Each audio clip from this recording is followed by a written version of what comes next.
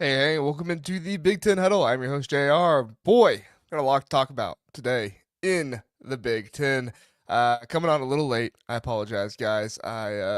I was watching a movie and time got away from me, and then I looked down and I was like, oh shoot, it's like 12:15, so I gotta get up here. So thanks everybody for being here. I see PSU Jim, maybe JR is having too much champagne. No, no, no, not tonight, not tonight. Pretty low key night. I was trying to let the other live shows do their thing because I know many of you listen to the other stuff and things like that. Which I get it. I'm a small show, me and Zach, and so you guys like to listen to your bigger shows and then maybe come over here and get some stuff too. So we just appreciate that you guys listen, and I figured we'd give you all your time to go listen to everybody else. Boy, James Franklin.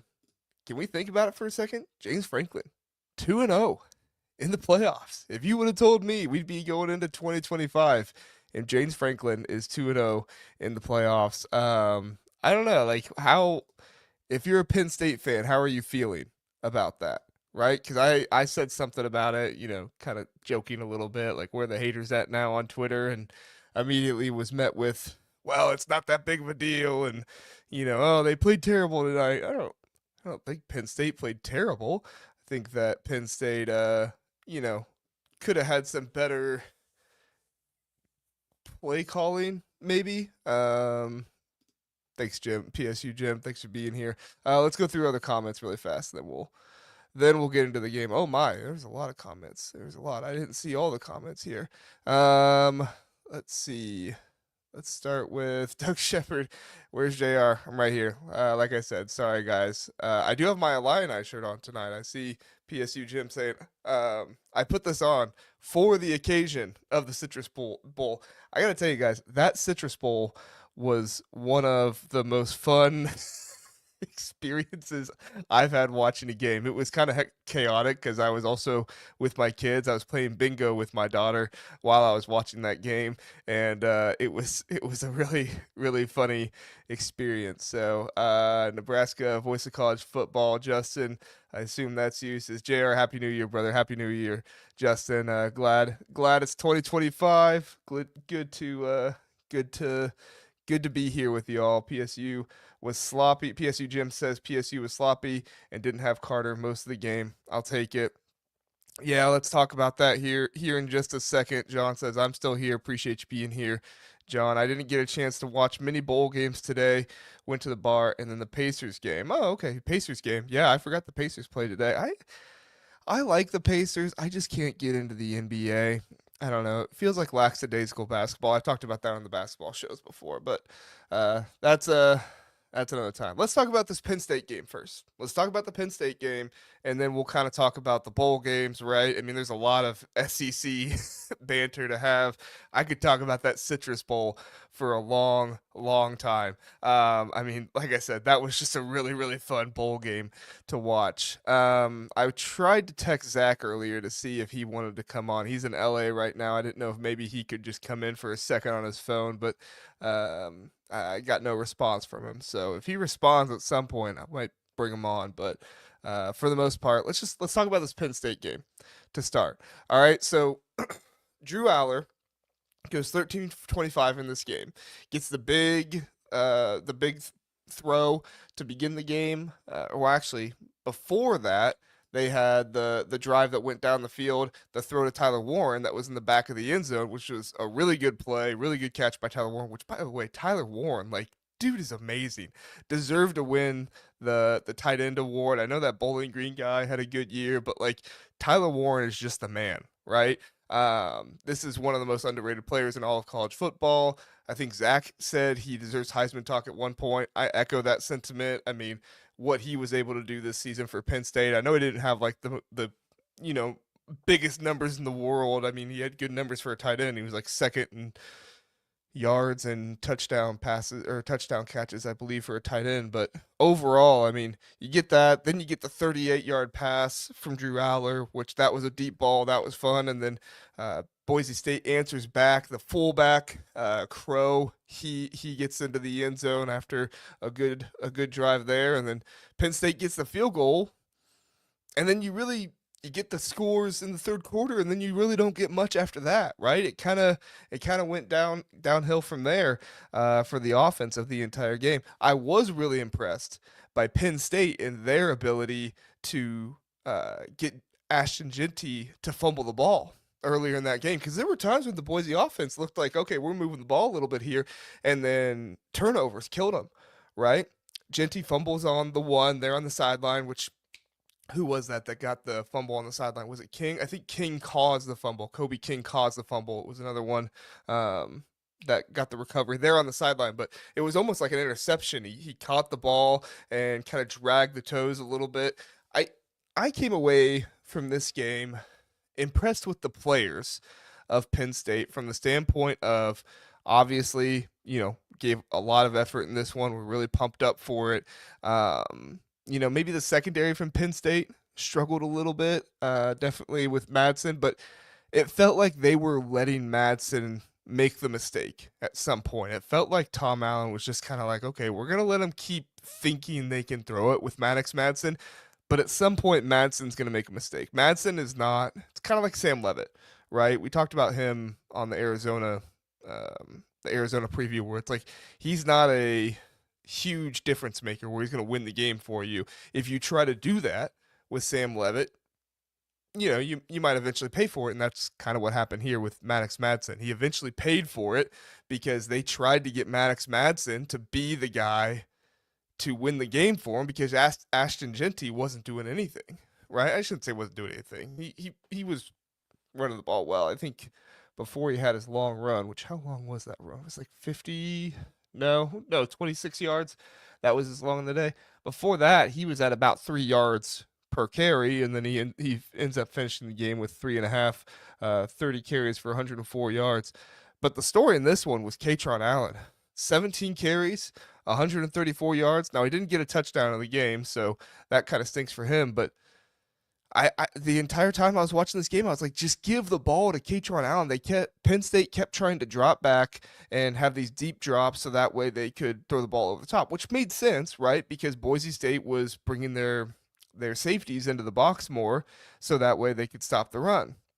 Now the difference was even when they brought the safeties into the box, Katron Allen was running like a madman and they weren't able to stop Katron Allen. So like I everybody was kind of dogging Andy Kotelnicki for some of the game or the play calling, and I got it, but I was also like, you have to give it a chance.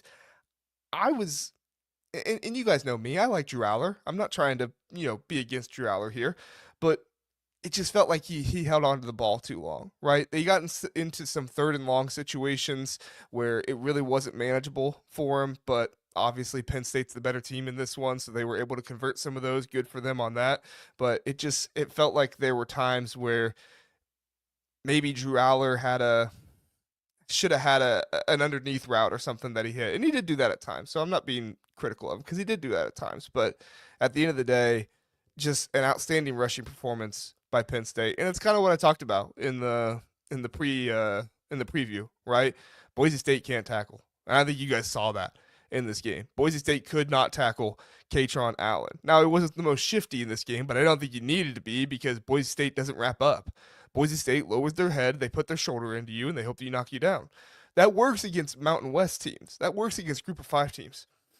That doesn't work against big, strong backs like Katron Allen and Nicholas Singleton, too, which, by the way, how electric was that 58-yard run by Nicholas Singleton? Good blocking on that play overall. It was good to see. PSU Jim says, you're absolutely right. Always bring a comment up on the screen if people say I'm right. Game plan was to slow down Genty and force Madsen to beat them, and they couldn't do it. Some lapses, but overall, it worked out. Yeah, and I think it helped that when they got to the point in the red zone, they stopped them and forced field goals. Most of the time, I think there was the 120-yard pass Madsen had. I think that was his only touchdown pass. But it wasn't even like a big pass. It was like a slant, and Strotcher, I think was the wide receiver's name. He just kind of broke some tackles and got his way into there. That was actually what I probably came away the most concerned about with Penn State. I know I was kind of saying some stuff there about Drew Aller there for a second, but I don't mean to dog Drew Aller. I think Drew Aller played well for the most part. Tackling was an issue against the wide receivers a few times for Boise State. I did not anticipate that. I thought Penn State would do a better job of tackling um, their perimeter players more. I was kind of more worried about Ashton Genty and stuff. DeLuca's had a tough year tackling this year. He's kind of missed a good amount of tackles, but I really like DeLuca. I think he does some things well. But overall, yeah, that was interesting. But like I said, kept everything in front of you, and eventually Madsen threw that ball up, which was just a terrible pass. I mean, what in the world was he thinking? Number one, the cornerback had the leverage and was right in front of him. And then number two, the safety, it was such a lob. The safety came in and just took it and ran with it. PSU Jim says Penn State should have never stopped running. They could have had over 300 yards rushing if they kept to it. Yeah, I agree.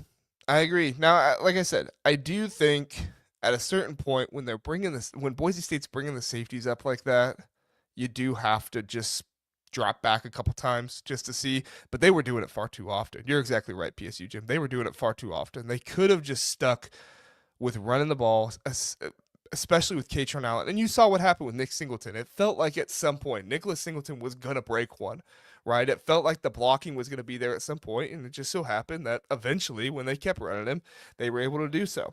The box score won't say it because Penn State only ran for 216 yards in the box score, but sack adjusted, they ran for 244, so almost 250 yards on the ground when you look at sack adjusted. That was really good. One fumble lost. I believe that was Drew Aller. What was it when he dropped the read? I think it was. That's just an unfortunate play. That almost happened to Ohio State against Tennessee, but they managed to save it. Yeah, I did not anticipate Boise State getting over 300 passing yards in this game. That was interesting to see. I think people are going to overinflate that going into this next game, right? Whether you play Georgia or whether you play Notre Dame, they're going to say, "Oh, well, if Maddox Madsen can, throw for 300 yards, and so can Riley Leonard, and so can Gunnar Stockton." Well, I mean, okay, maybe, but I mean, you saw what they were doing, right? I mean, everybody saw what Penn State was doing. Just kind of give them the stuff underneath. Make sure you make the tackle, which they did sometimes, and other times they didn't do a great job of doing. And then let Max Madsen make the mistake, which he did. 3 interceptions in this game.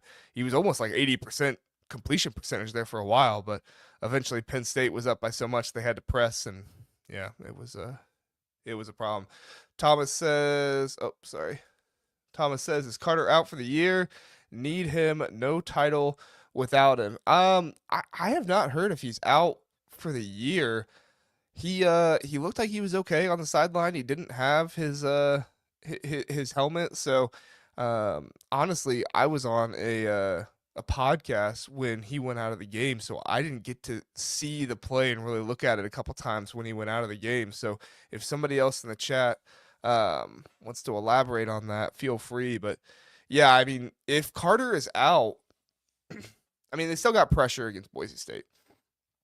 Maybe not as much as you would like to see, but they still got pressure against Boise State. So I'm not too concerned in that area. But overall, like, if you don't have Abdul Carter, you're hurting a little bit. Because you need that pass rushing threat. You need the threat of his pass rush, if nothing else, just to keep the offensive line second guessing one other thing for them to think about. Denied Dennis Sutton is very good on the other side, which we can get to him in a second. I'm curious what you all's thoughts are. Go ahead and put your thoughts in the chat about Denied Dennis Sutton. I don't want to come down too hard on him because sometimes, you just make a decision in the moment. But if you saw that hit he put on Ashton Genty when, the play was dead, like, I don't know. Like, I try to not throw guys out of the game, but I posted on Twitter, like, if I'm being honest, like, that's a hit that should probably remove you from a game. I don't know. Maybe I'm being too critical. You guys let me know, but that was a nasty thing to do, especially to the star player of the other team, dead ball and everything. Like, and it was clear he didn't think the play was still going on. I guess it was clear to me. Maybe you guys think differently, but I don't know. I just didn't know what he was thinking there. If the emotion just overcame him, if he just got too aggressive, I don't know. I try not to judge guys just based off one thing, but Boy, do I hate to see stuff like that. Yeah, PSU Jim, it was a cheap shot, no doubt. I hate to see stuff like that because that's not what football's about. Hit the guy when the game's going on. And I mean, it's not like Genty was destroying him. Like, I'd understand it if Genty had like 200 yards, but yeah. Thomas, how bad is? I don't know how bad his injury is. We'll see if we get an update soon. I'll check 24/7 really fast and see if they have anything on him, but I don't I don't imagine we'll get much on it. Just the way coaches normally are, they're not gonna say too much after a game. The most I ever heard was when after that Oregon game when um, Ryan Day said that Simmons wouldn't be back for the rest of the year. I was like, oh my gosh, you never really hear that kind of stuff. But yeah, so let's see. On 24/7, it says possession. He's being showed trainers working on his left shoulder under his pad. Did not return to the game. Watched the sidelines without a helmet when Boise State faced 3rd and long. Penn State went to a long yardage pickup. Freshman Max Granville entered the game. Yeah, I mean, they don't 24/7 doesn't really have anything on him, so I don't know. I don't think you'd take precaution and take him out of the game. I mean, it wasn't a close game. Boise State never came within a touchdown after it was 14-7, I believe. But I mean, that was when they got closest in the game, but I don't know. We'll see. We'll see what happens. Don't think we have anything for you yet, Thomas. I apologize. But yeah, what had something from David. The Big Ten. It just means more. We need our own phrase, right? We need our own Big Ten phrase. It's fun to meme the SEC phrase. I'm thinking something like we hate each other until it comes to the SEC or something like that, because that really is a thing with the Big Ten guys. Like everybody hates each other so much, but we all kind of come together in times like this in the bowl season and when SEC bias is out of control and we're like, okay, we're gonna be together for a minute. And then it's like after that's over, it's like we're right back to hating each other.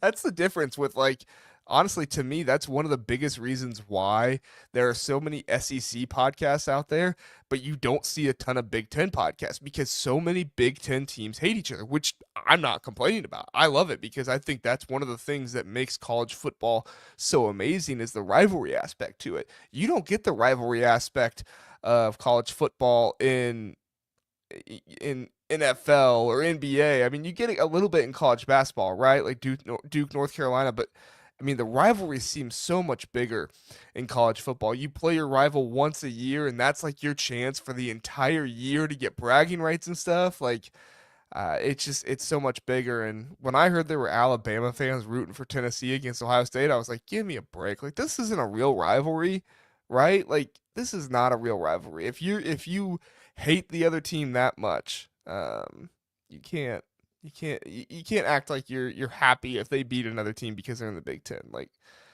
and I say that fully aware that part of me did enjoy Michigan beating Alabama and being able to troll Kirk Herbstreit and stuff like that. I texted one of my Michigan friends. I was like, this is probably the most happy I'll ever be to see Michigan win.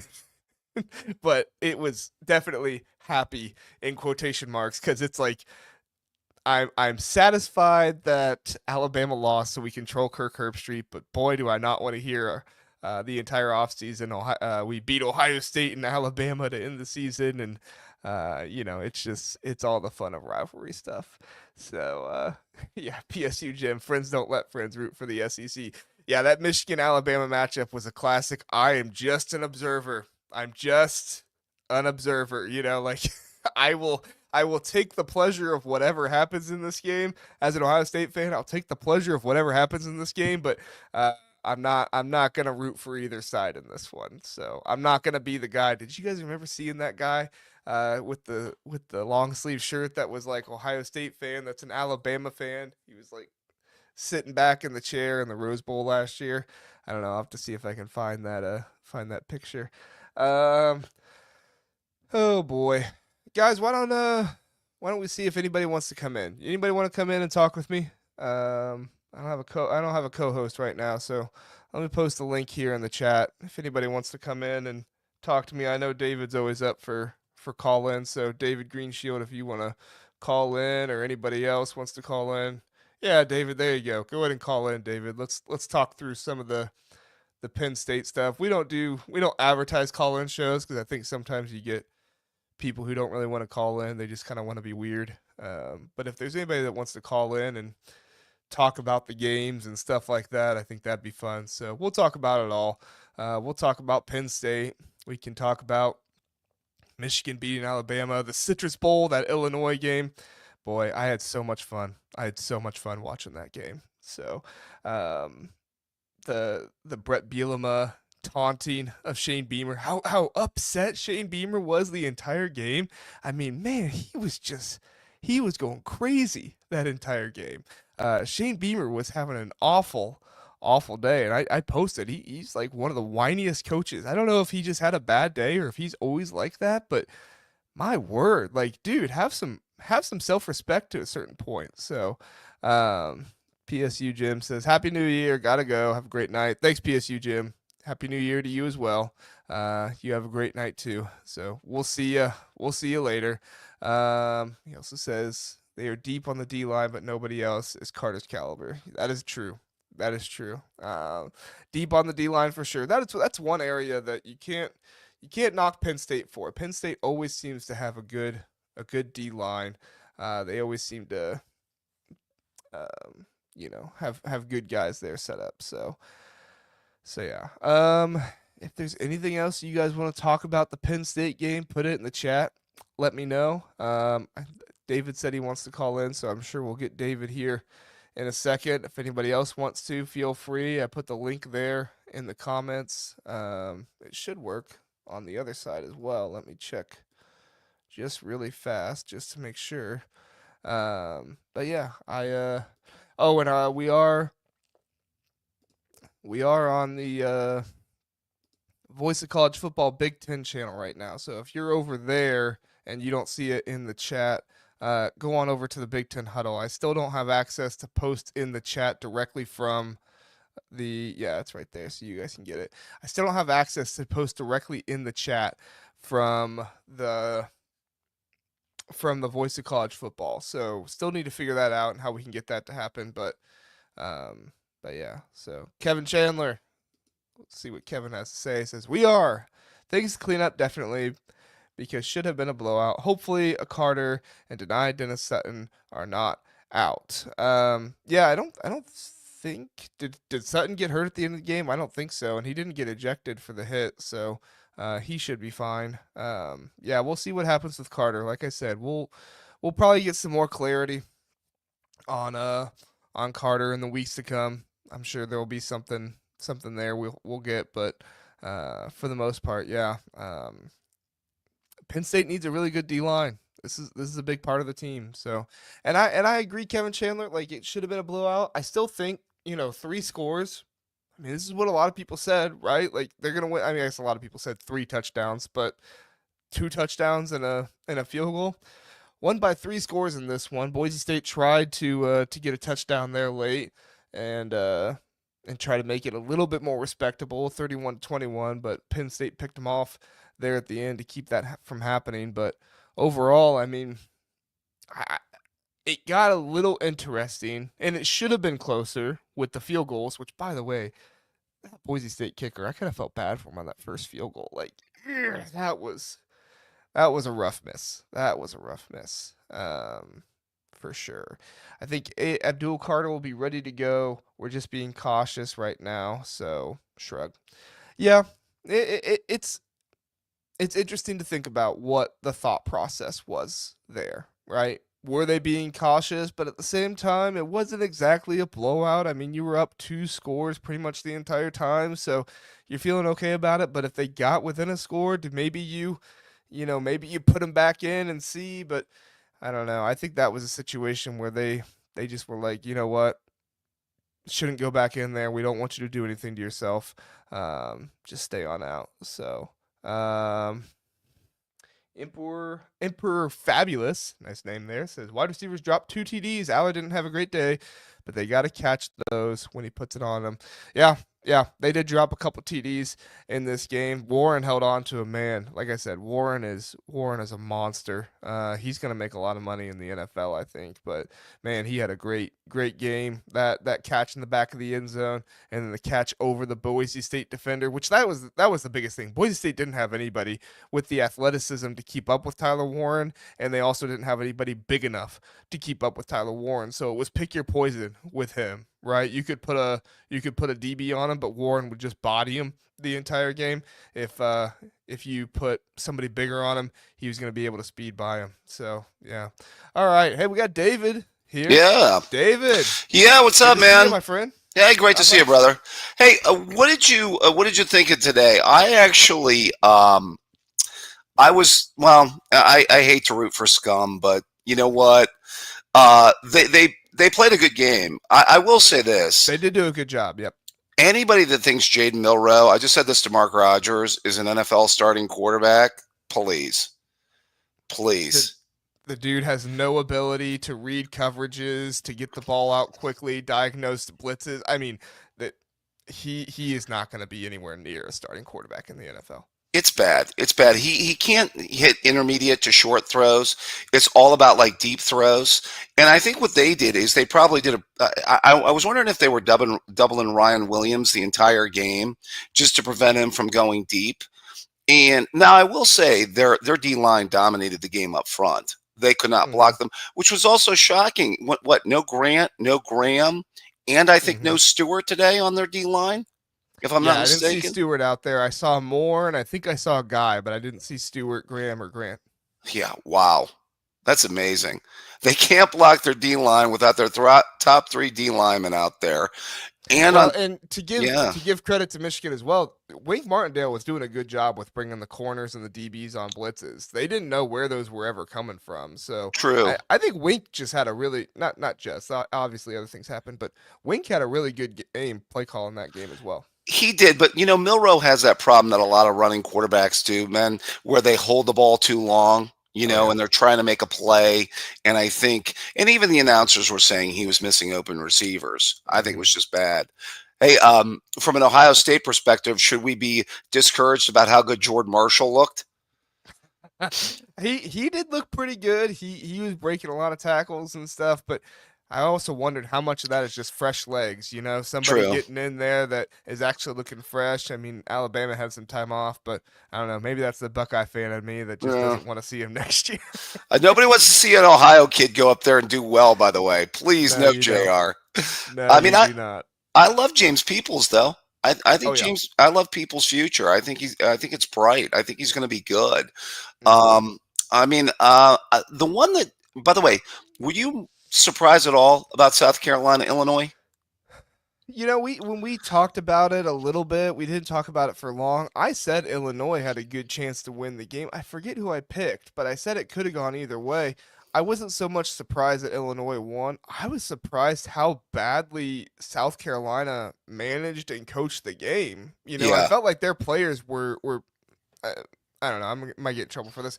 I felt like South Carolina's players were better than Mm. Illinois' players, but I felt like Brett Bielema and his staff put the Illinois players in better position to win the game, play calling, all that kind of stuff. I think that South Carolina just got thoroughly outcoached in that game. Well, I think to a degree that's true.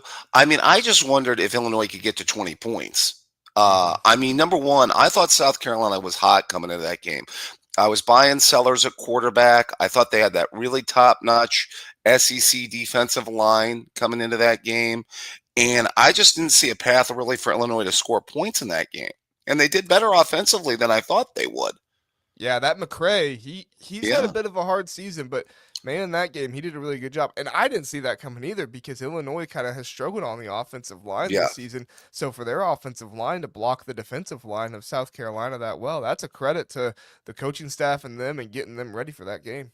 Yeah, yeah. Altmaier always a quarterback too. I didn't think they necessarily had a difference maker at running back, like Chase Brown or somebody like that they had a couple of years ago. I was just surprised at how they moved the ball a little bit better than I thought. I thought it would maybe be a lower scoring game, maybe first team to 20 wins, so I shouldn't be surprised with that. But I think that's good momentum for their program going into the offseason, Illinois. Yeah, for sure. I was saying it on Twitter a little bit, just how underrated of a coach Brett Bielema is and how much he's getting fan buy-in and everything right Yeah. now. And I mean, if you look at their transfer portal class, they've basically taken the entire defensive line from Wisconsin and now they're just going to supplant them into their defensive line for next year, which I mean, it's good stuff by Brett Bielema. We'll see what he does with the offensive line and stuff like that, but the offensive line looked good, like I said in the bowl game. So things are on the up and up for Illinois, and they return a lot of starters. I think Sonny said 18 starters he Wow. thinks they're going to return for next Yeah. year. So if that's the case, look for Illinois to possibly have another good season. I forget what their schedule is like. I don't remember if it was kind of moderate, easy, or hard, but look for them to get 8 or 9 wins again next season. Yeah, though they're kind of like on that cusp though at 8 or 9, because Right. that probably misses you out a 12 team though if you're at Hmm. that 8 or 9 barrier. So Yeah. yeah, it's going to be interesting. I know that Bert mentioned that they've got a lot of guys coming back. I did want to get to Penn State and get your thoughts on it. Um, I said 31 to 17 before it started. So, I thought it would be like kind of like a semi competitive, kind of like how Clemson in Texas was kind of competitive, certainly more competitive of the early round games, Hmm. where I thought that basically Boise could hang it in for 3 quarters. But I thought, and kind of this played out, the Penn State offensive line and running game would turn it up in the fourth quarter. Um, do you think though Penn State let them hang around? I don't know. I didn't get a chance to catch you early, Jr. So I didn't know what your Yeah. thoughts are. Y- Yeah, I started off talking about the play calling was my biggest thing. I definitely think that if you watch the game and the way it was played, Penn State had every opportunity and they dominated Hmm. really from the start. And then things kind of stalled out. The Drew Aller fumble on the exchange early kind of took away some of their momentum there. And then I thought Andy Kotelnicki just fell in love with trying to throw the deep passes way too Yeah. much. I mean, you saw in this one, Aller was 13 of 25, only 52% completion percentage. He did throw 3 touchdowns, so Mm, that's good. But at the end of the day, like you had two running backs who one of them did go for over 100 yards. The other one almost went for over 100 yards, and neither of them carried the ball 20 times. So I look at right. that and I'm like, you definitely should have been running the ball more. Now Nicholas Singleton did benefit off the big run, which kind of helps his average and stuff like that. But Hmm. Katron Allen could not be stopped the entire game. This was a game I predicted it would go 27-17, Hmm. which I was pretty close on that. I predicted it would kind of be like the Indiana game where it feels pretty dominant and Boise kind of hangs around a little bit, but ultimately Penn State pulls away and Boise State gets a score late to make it a little bit closer. They almost did that. They almost made it 31-21 to make it look a little bit closer. But at the Yeah. end of the day, I didn't anticipate the missed field goals and stuff like that. Yeah. I felt like Penn State got, I don't want to say lucky there because they did hold them to longer field goals, but I definitely sorry Terry, I'm not trying to go against you, Terry. Yeah. Um, but I definitely felt like this was a game where Penn State had it the entire time, and it was like just don't screw it up, right? Yeah. Let Boise State make their mistakes, don't screw it up, and come out on top. I thought the fumble was kind of the opening to kind of keep Boise in the game. Yeah, I know that they made a nice play on the Genty fumble, but I thought the miscommunication, at the mesh point with Aller, when I yeah. think they were going to go in and make it 21-0, and it was Katie bar the door at that point. I think it really could have gotten ugly. I think it could Uh, have turned into Ohio State Tennessee yeah, if that had happened.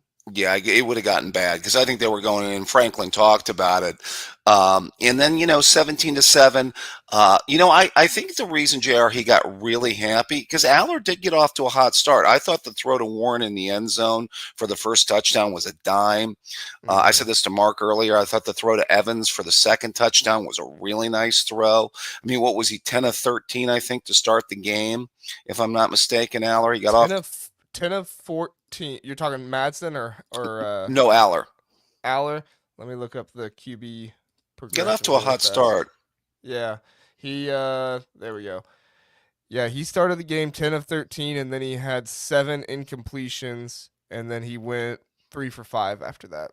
Yeah, I think he had a couple of drops though. I think Warren let him down towards the end of the first half. Mhm. Receiver could have made a really difficult catch in the end zone for the touchdown. I mean, that'd have Right. been a Jeremiah Smith kind of catch probably, but and then I think Warren to open the second half definitely should have had that ball. Um, Mhm. I said this to Mark real quick. Do you think that that tight end from Bowling Green should have gotten the Mackey Award over Warren? By the way, I mentioned that at the beginning. I still think Tyler Warren is the best tight end in college football. I don't know. Maybe I'm biased against the G5 guys, but I yeah, just I don't think you play a hard enough schedule yeah, to warrant winning awards. And I was somebody that kind of wanted Genty over Hunter. But at the end of the day, when you're playing a full G5 schedule like that, I think Notre Dame is different because Notre Dame is playing ACC teams and stuff, which right, they're not as good as Big Ten or SEC, but still, they're higher competition and higher caliber of coaches and stuff like that. But I think they got it right giving it to Tyler Warren. I just I don't think you can win that kind of stuff if you're a yeah. G5 guy. You got to be a better competition Uh, consistently. he did have better numbers when they played against each other, though. By the way, He did, yeah. and they did. Who was the SEC team that they gave it to? Because Toledo beat Mississippi State real good, and then Bowling Green beat somebody. I thought it was Arkansas State they had played. Was that their Maybe it bowl was. game? Yeah. But I'm saying during the season. I'll look it up really fast. Oh, okay. Yeah, because I know he blew up in the bowl game too. He was over 200 yards in the bowl Yeah, he game. had a fantastic bowl game. Yeah, I mean, if you looked at the numbers, it was like 90 some catches for Warren and 1,000 yards. But I mean, he went to like 117 catches and 1,500 yards and that many more touchdowns. But I Hmm. agree with you. The competition level, you got to go there. Texas Um, A&M. That's who it was. They only lost by a touchdown to Texas A&M. who's that? Was Bowling Bowling Green. Green? Okay, Yeah. so Yeah, and yeah, he had 8 catches, 145 yards, and a touchdown. wow. Yeah, I mean, it was ridiculous. Like every week, kids out of Yeah. Canton, by the way. Oh, So cool. yeah. Didn't realize that. Yeah. But yeah, I mean, I do think that as I look at it going forward with Penn State, I think they're a solid team. I mean, we'll have to see about the Carter situation. That's something that moves the needle for them. But dare I say, could we see James Franklin in a national championship game? Listen, we'll have to see how this Notre Dame Georgia game plays out, but I Yeah. wouldn't put it past him, man. I mean, he's 2-0 right now. He catches a Notre Dame team that can't throw as well and a backup quarterback for Georgia if he really looks bad. I, it could happen. Long as Abdul Carter comes back, I think it could Right. happen. Yeah, that's big. Yeah, you can't Yeah. lose a top five pick. Hmm. Just wanted to get your thoughts about tomorrow. Um, I I heard you guys talk about it. I think it was earlier in the week or last week. Hmm. Here's the thing. I'm kind of with you. I think this is closer to 50-50. I really do. Couple things. First of all, I look at the matchups. I just think, by the way, both of these teams have the two best sets of skill players in college football. When you look Hmm. at backs and receivers, I would say that Ohio State has the best group of receivers in the country. Would you say Oregon has the second best group of receivers in the country? Yeah, I was on a show earlier, well, actually this weekend, and I picked through some of the position battles and stuff, and I said I think Ohio State has the better receivers, but it's not to disrespect Oregon at all because Oregon, if they're not number one, they're number two or number three in the nation. Right. I tend to agree. I think that if you look at it, plus I think James at running back too is very underrated for them. I think he's a really good player. And And Fergus, Whittingham too. He's a good backup. He's a good kind of 1-2 punch guy. yeah, and then Ferguson at the tight end spot could be a Hmm. key guy. He made some nice catches in the first game, by the way, when I went back and watched it. I do think that a few things. First of all, the big thing that helps me as an Ohio State fan is first of all, Will Howard's best game of the year was last week against Tennessee. Would you say Hmm. his second best game of the year has got to be that game at Oregon? If I'm remembering correctly, I mean, he had some good games in the shoe where he was very efficient, but I think when you look at competition level and what he did and everything, I think you'd have to say second best game was against Oregon. Yeah, I tend to agree. So I just think when I look at the matchups, the other thing too is I think that that's where I think they can attack Oregon. I think Oregon's back seven of their defense, and I think Penn State showed that a little bit in the Big Ten title game when they were able to run the ball. Aller was able to throw the ball down the field.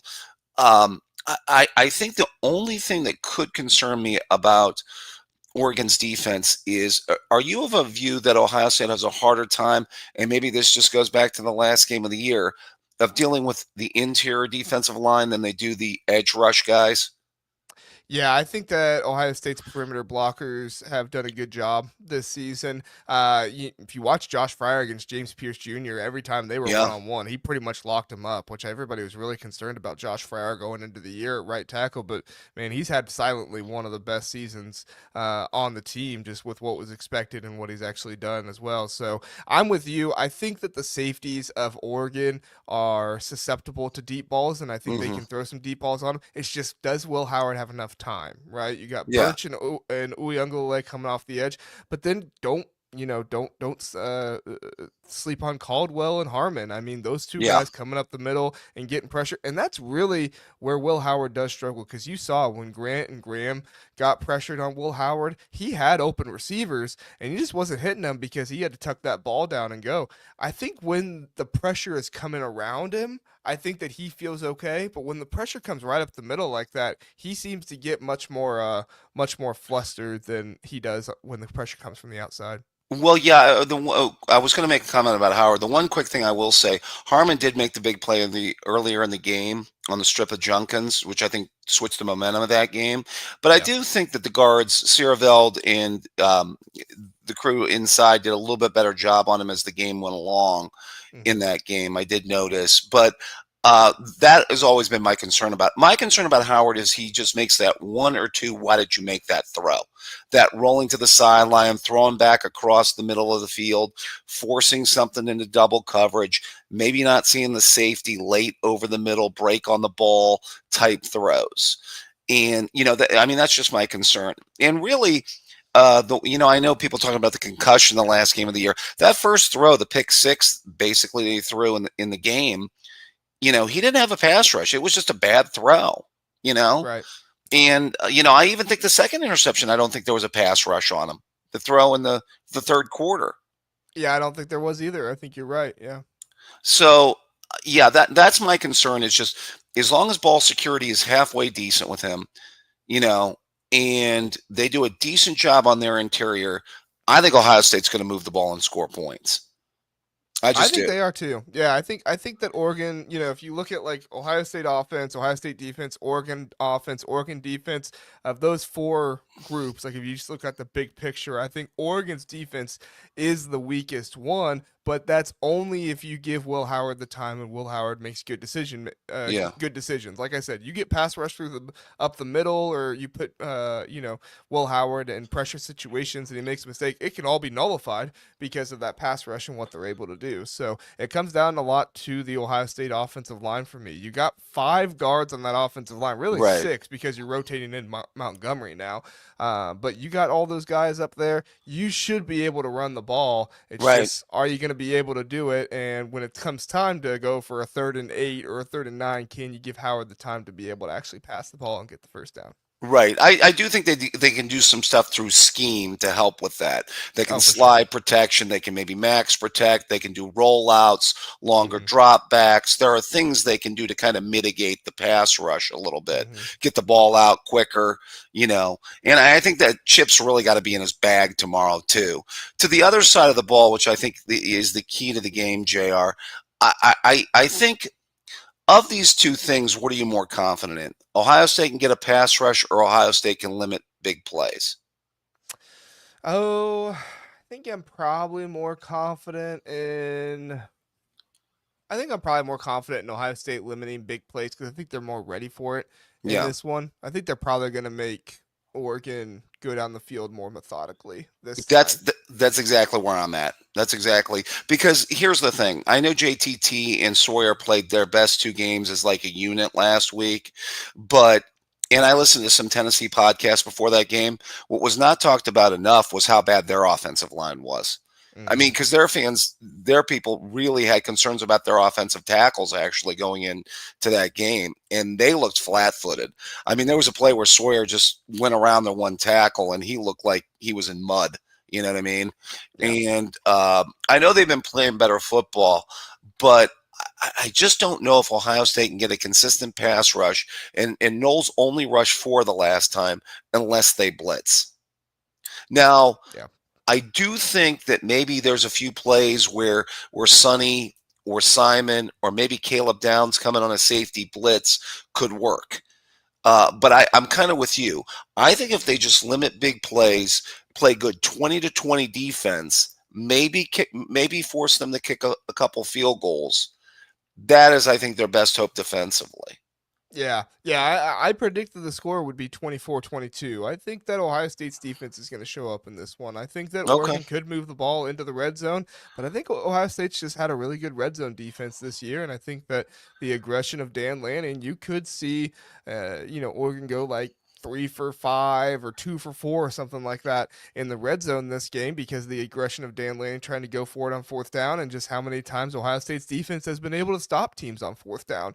I mean, it's been nearly week after week here ever since Oregon last time. So, I mean, they just had a really good red zone defense, and I think that one will continue. But for me, it just like you said, it comes down to the offense. Can they move the ball down the field with that offensive line? Are they going to be able to run it?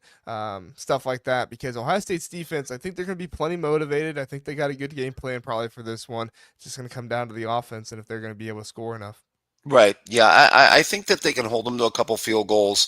I had Hmm. 35-27. I'm between like 35-27, 35-30, kind of Hmm. as my final prediction for this Yeah, there's week. a lot of people that got it up in the 30s.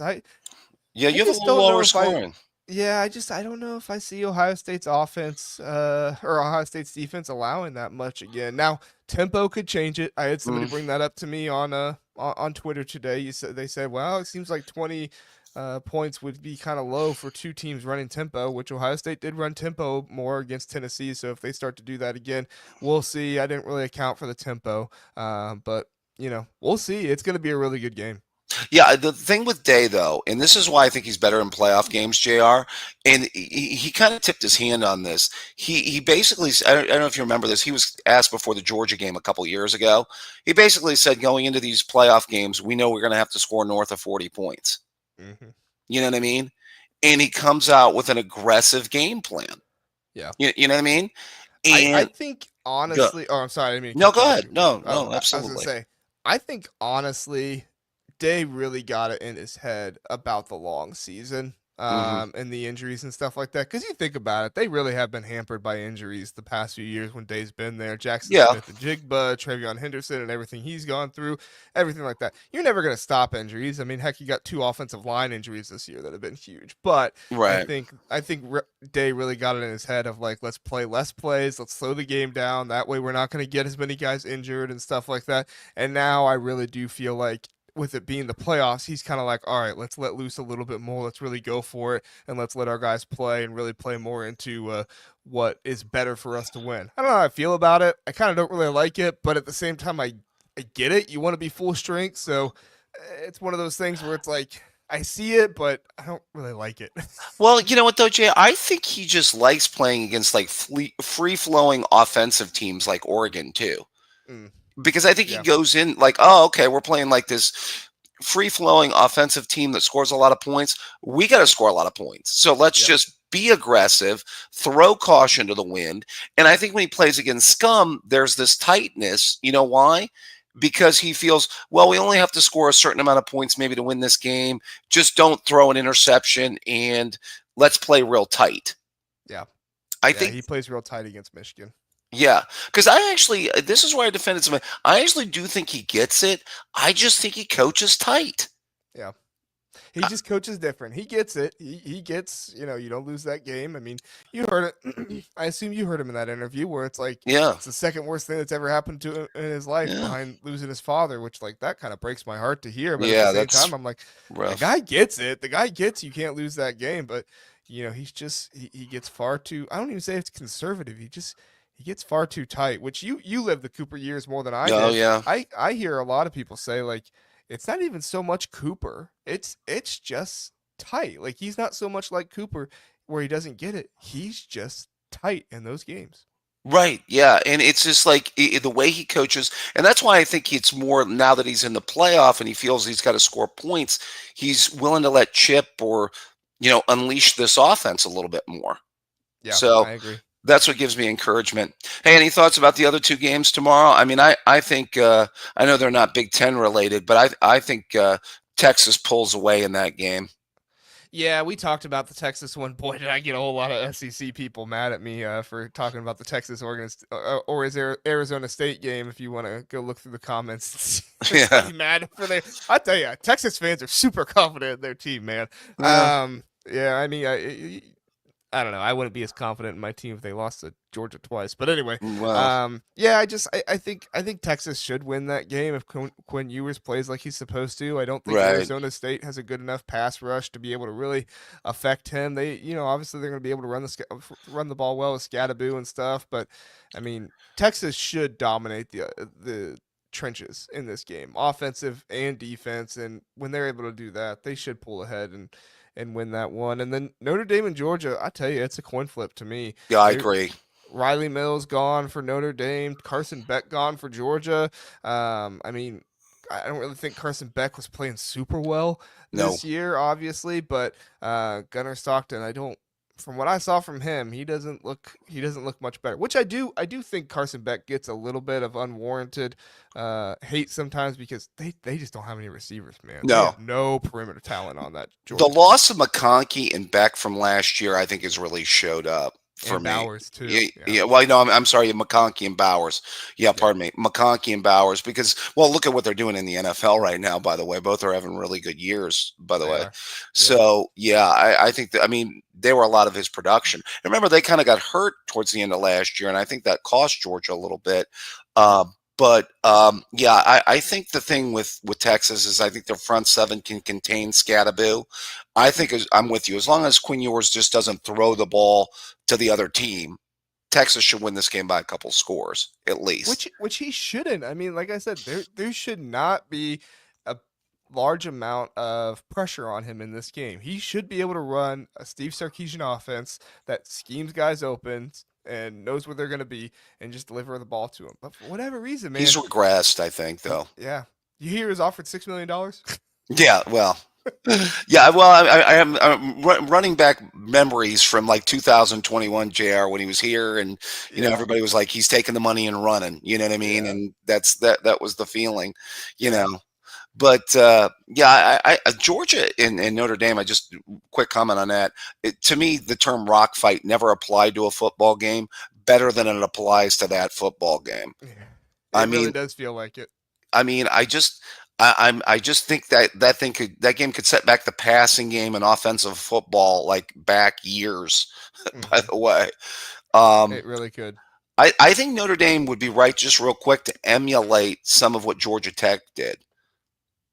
With Well, and yeah, that's the thing. I mean, if Riley Leonard reminds me a lot of Haynes King. Actually, I hmm mean, Haynes King's probably reminds me more of Riley Leonard, but I mean, they're both tough quarterbacks who are going to hmm run the ball and stick their nose in there. I think honestly, the biggest concern for Notre Dame in this one is if Riley Leonard starts doing that.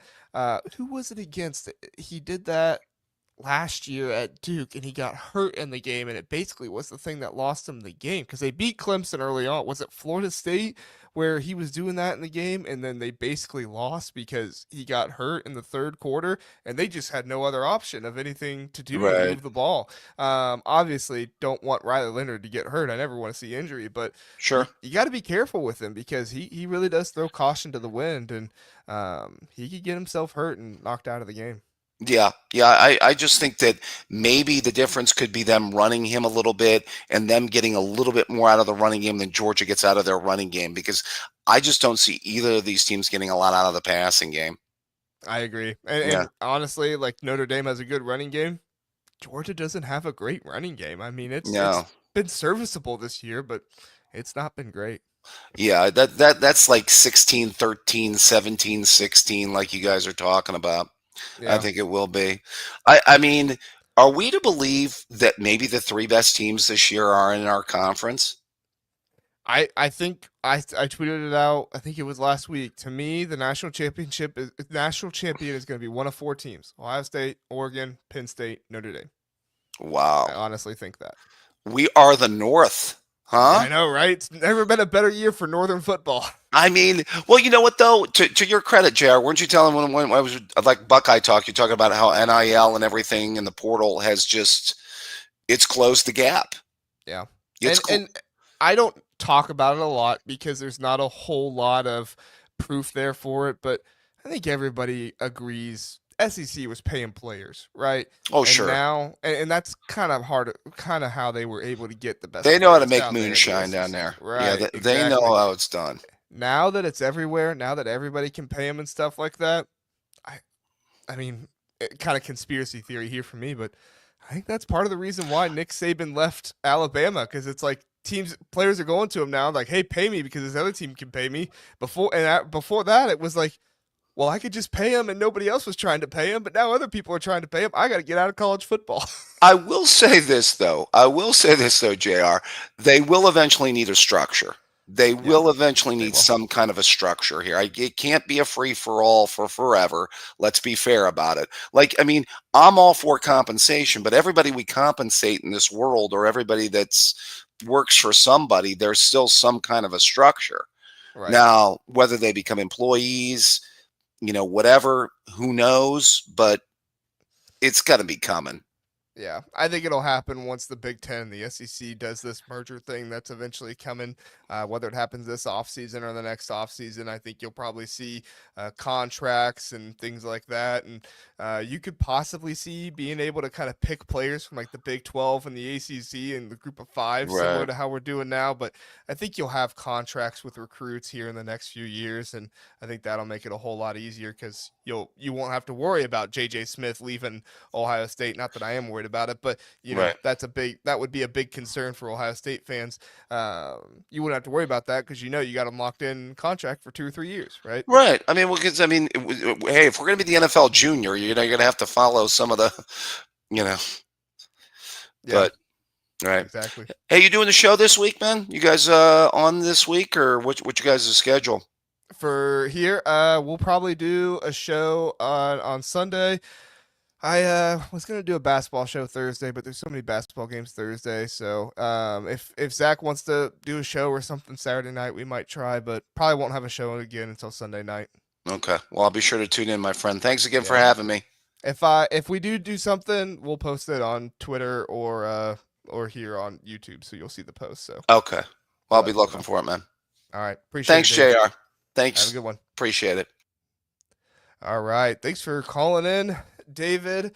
Um, uh, yeah, I'm probably gonna go through some of you guys' comments and then get out of here. I think you guys were having some good discussion in the chat, so let me see what uh what you guys were talking about here.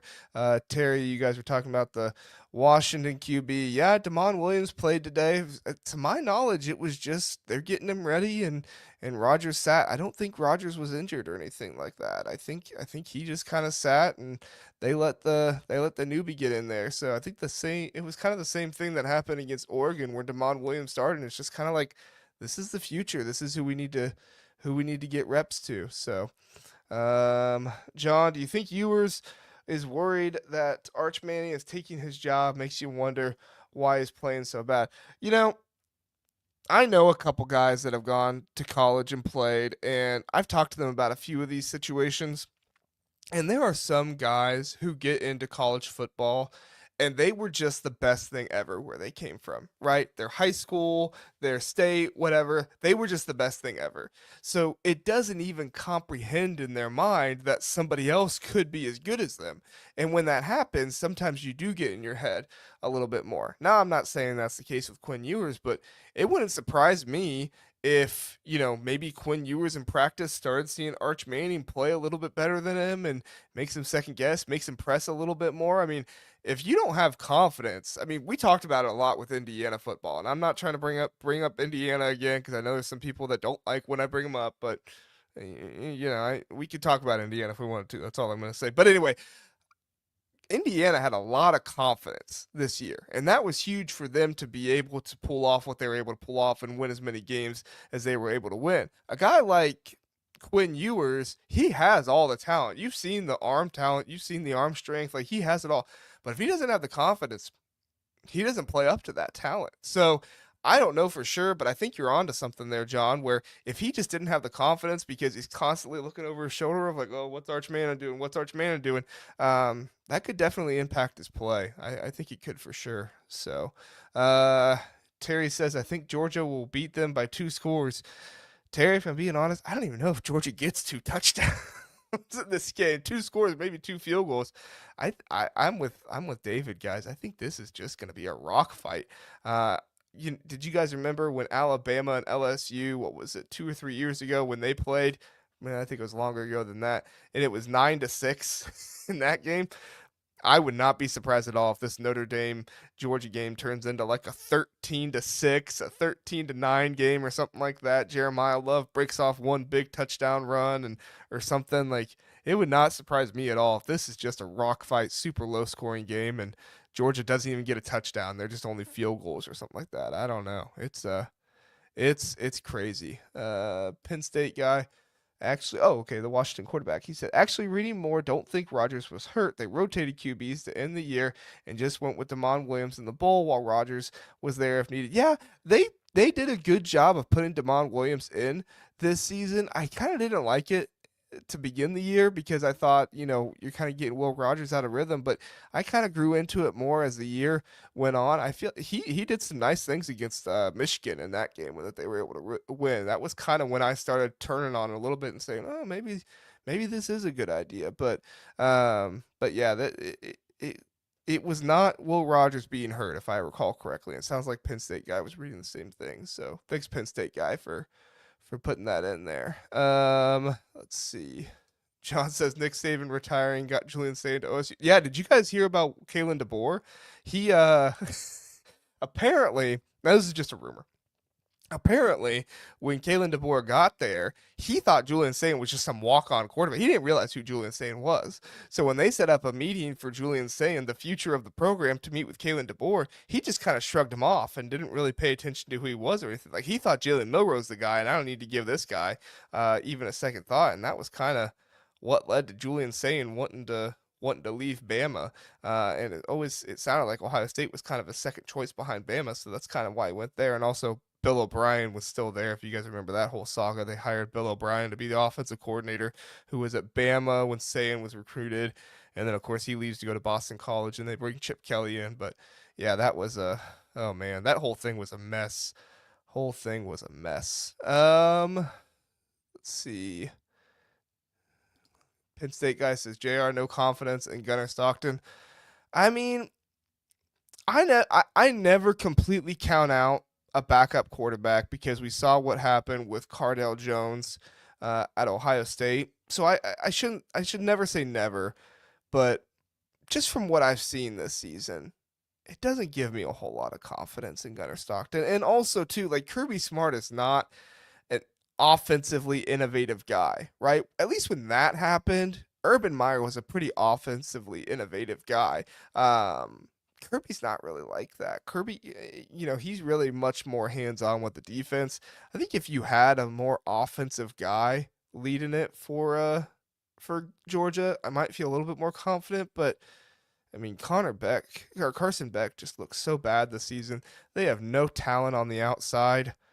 Um, yeah, and if they had a better running game, I might feel better, but they just don't have a great running game. What's the guy's name? Terry Frazier or something? I don't know. That's probably incorrect, but yeah. Archie says awesome show. Thanks, Archie. Appreciate it. We're just trying to put something out there. Normally we have a show on Tuesday nights, but I didn't want to go live during the Penn State game because I figured all of you guys would want to be watching that, and I didn't want to be talking about transfer portal and all this stuff. So I was like, you know what? I'll do the whole thing with seeing the game, let the national shows do their thing, and then I'll come on here and talk about it all and everything. So hopefully the people that had to go will come back and listen. But I just appreciate you all being here because I did really really want to get on here because since we don't normally miss on a Tuesday, I think you guys really enjoy the Tuesday shows. So Penn State guy says Gunner can run well though, gives defenses another issue to worry about, but who knows? Small sample size. That's true. That's true. He did run a little bit. I did forget about that. So who knows? Maybe he'll be able to get some yardage with his legs and kind of pick up the first down and stuff. I just don't think he's like a Riley Leonard or anything like that with moving the ball with his legs. But who knows? Could be wrong. This is one of the reasons why I'm going to be locked in with that Georgia Notre Dame game, just because there are so many unknowns. And on the other side too, like we're talking here about Gunnar Stockton a lot. It Riley Mills for Notre Dame, losing him, that's huge. He was a big part of that defense. So losing him off the defensive line, what Notre Dame's going to do there. We talked about Penn State losing Abdul Carter and what that's going to look like. Riley Mills is a really big loss for Notre Dame. So we'll see what they're able to do without him. Terry says, "Okay, let's talk about Indiana now." I just here's my thing, guys. Alabama and South Carolina got stomped, right? I mean, it was a one-score game between Michigan and Alabama, but I mean, Alabama they showed very little life in that game. Jalen Milroe, not very good. Yeah. John wants to talk about Fernando Mendoza. He's very very good. Or no, I shouldn't say very very. He's good. I think Kirk Cinetti will have fun with him, and I think that he'll be well improved with Kirk Cinetti, and that'll be a good thing for Indiana. But I'm just saying, like, we can say like Indiana didn't deserve to be in it. If you want to say that, okay, I disagree, but okay. But my other question is, it's kind of like the whole coaching conversation, right? You can say, "Oh, I don't want this guy to be my coach anymore." Okay, maybe I disagree, but I'll let you say that. Who else, though? Right? Who else should have been in over Indiana? I know bowl games aren't exactly what it is, but like, I don't know. Alabama looked pretty bad against Michigan, and Michigan was missing most of their star players, if not all of their star players, in that game. Miami, without Cam Ward in that game, looked pretty bad against Iowa State. And that defense is just awful. I mean, that defense for Miami is just awful. They could have kept it close with any team with Cam Ward, but still, I don't think that team really deserved to be in there. And then South Carolina today. I mean, Shane Beamer, what a doofus. I mean, Brett Bielema, I was so glad to see him kind of give him uh what he gave him, but yeah. So okay, you want to talk portal, Terry? So Indiana portal, I do think they need to go out and get some more offensive linemen. I think that was kind of what you saw to be the biggest issue against some of these better teams. Penn State guy. Oh, great. Someone had to bring up my favorite team, Indy. Yeah, I hear you, Penn State guy. But I mean, let me know though, Penn State guy. Like, because you've been with somebody that said we kind of overhyped him a little bit. Like, who would you have put in over Indiana in the playoffs, right? I mean, I don't think Alabama or Miami or South Carolina really look better. We'll see what happens with Ole Miss, but like, I don't know. Who would you put in? I'm asking. I'm not making an argument to say. I'm asking you what you think. So, but yeah, portal so far for Indiana. I like the Roman Himby addition. Really like Fernando Mendoza. I think they're getting some good underrated players. They're bringing the guy back from Ole Miss who was at Indiana before at safety. They're bringing him back. I like that. I like what Kirk Sunday's doing. He's going out and getting more guys, more guys with experience and kind of doing that stuff again. Do I think next year will be another 11-1 year? No, probably not. I think the schedule's a little too difficult for that, but I also picked Indiana to be one of the last place teams in the conference this year. So who knows? Can you really pick Indiana? Who knows? We'll just have to see what Kirk Cinetti does with them. Kirk Cinetti's a good coach, I think. A little arrogant, but he's a good coach. We'll see what he can do next year. Like I said, I really would have liked to see him get an offensive lineman or two because I really think that was where you saw the biggest issues against Notre Dame and Ohio State and against Michigan, which Michigan, it makes sense. That defensive line really really good. But I would be interested to see Indiana go out and at least get some power force like Xavier Gray from Liberty. I don't know how many of you guys follow transfer portal that closely. This guy's like 6'9", 340 pounds. You could have got him at tackle, like you could have got him. You could have went out and got the other Liberty guy. Like there were guys who did really well in the G5 that I think could have been good additions to the offensive line for Indiana. So I don't know. Maybe maybe Kirk Cincinnati thinks just develop the guys. Maybe, I don't know. But that would just be my thought. That would kind of be my thing. Is like, just could you got some more offensive line? So, John, at least we're not talking Indiana basketball. Yeah, I know you lament that topic. You lament that topic. So, um, Penn State guy. Record aside, I think Ole Miss or Bama would have been a better shot at Notre Dame. Bama in the playoffs doesn't have opt outs like they did versus Michigan. Did they have opt outs? I know they didn't have Justice Haynes, but did they have very many opt outs? And like I said, like Michigan had a ton of opt outs too. You know, I mean, basically their entire team. So that was my thing. Like, I would have probably felt differently about it if Michigan had their entire team playing and Alabama had more opt outs. But I mean, Michigan was the team that had the worst record and had more opt outs. So I don't know. I don't know. I mean, I think some of this stuff at the end of the day just kind of comes down to name recognition with Bama. And then, like I said, we'll see what Ole Miss does. Maybe Ole Miss, does really well against Duke. We'll see.